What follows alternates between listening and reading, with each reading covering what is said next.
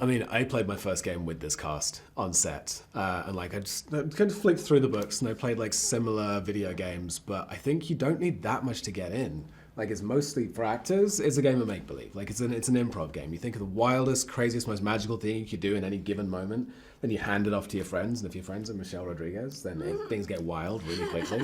If she passes it off to Chris Pine, he's so witty and sharp and fast that it rolls really naturally into just making each other laugh. And I don't know, I played it once, but that was what I got from how you play the game. And it worked great for me.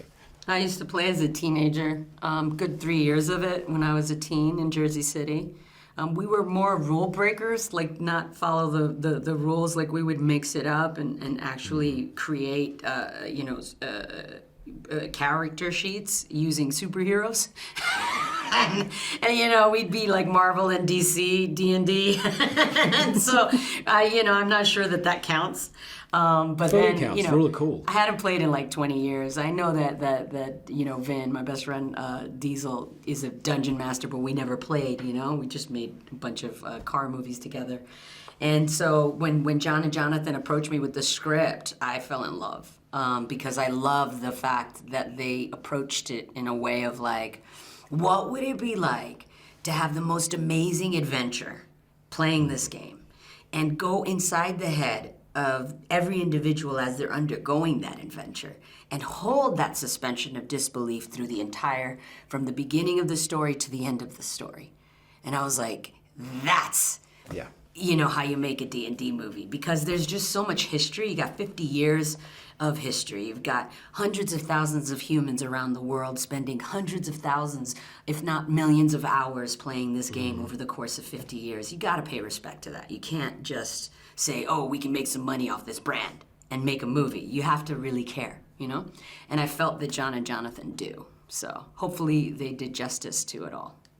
That definitely comes across, and it definitely looks like everyone had a real great time filming this as well. Yeah. Was that what it felt like on set? Yeah, absolutely. No, it was a super playful set. It's one of the most imaginative spaces that I've worked in, just being able to walk on set and kind of see what everyone else brings. You feel safer with the innocence, I feel like they put their kid hat on and stopped the adult thinking patterns of usual There's adult nothing cynical writing going on. Yeah, it's not self-aware as much as most scripts that you would see out there, Which I think makes us care more. I think that's why it also gives it that 80s vibe too. Because 80s was super playful and innocent, I think, for me, like, the fucking excuse my language, the Back to the Future vibe, the, never-ending story vibe, that kind of playfulness that's innocent, But just a sous-en-sous of Monty Python thrown in. Well, of course, yeah. They are witty. And Michelle, at this point, I think there's probably nothing that you couldn't fight on screen. And that's really, I love watching that. How did you find the physical preparation for Holger? I think it's the most that I've ever had to do. I'm not a big fan of discipline. You know what I mean? I usually try to weasel by as much as I can, but it's tough, because I had to gain a good 15 pounds of muscle before going on set. So that's 3 months of preparation before going to Northern Ireland. Then once I get there, I have to maintain that 15 pounds of weight and muscle. So that's working out 5 times a week. It was a lot. And then that's not including the choreography, 3 months of prep on that. So yeah, I gave it all to you guys. I hope it's good. I appreciated it. Those are my favorite scenes. They're amazing. Thank you. Well, you also have an amazing sword fight scene. Thank you very much. What was that learning So that choreography badass. Was like? Similar. Didn't put on 15 pounds of muscle. I left that to Michelle. Let her have it. I was built for dexterity. That was my dump set. That's where I was going. But same thing. Just like hours and hours and hours in the stunt tent. Hours and hours and hours of like just getting fit enough to do it as well. Because if you go and take after take in the armor, in the cape, you gotta have a certain level of fitness. So they made me sweat for it. I felt like I earned it.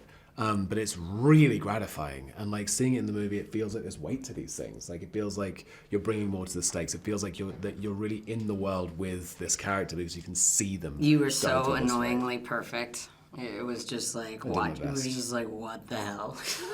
And he did not just do that. Did he just do that? Only because you're in fight competition. I think you're taking the fight prize. No, we're just like what the heck? Here's the knight in shining armor thing was so funny.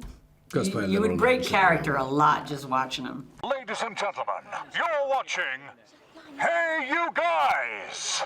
Hey, you guys, huh? Hey, you guys. Is that from the Goonies? It is indeed, yes. Nice. Hey,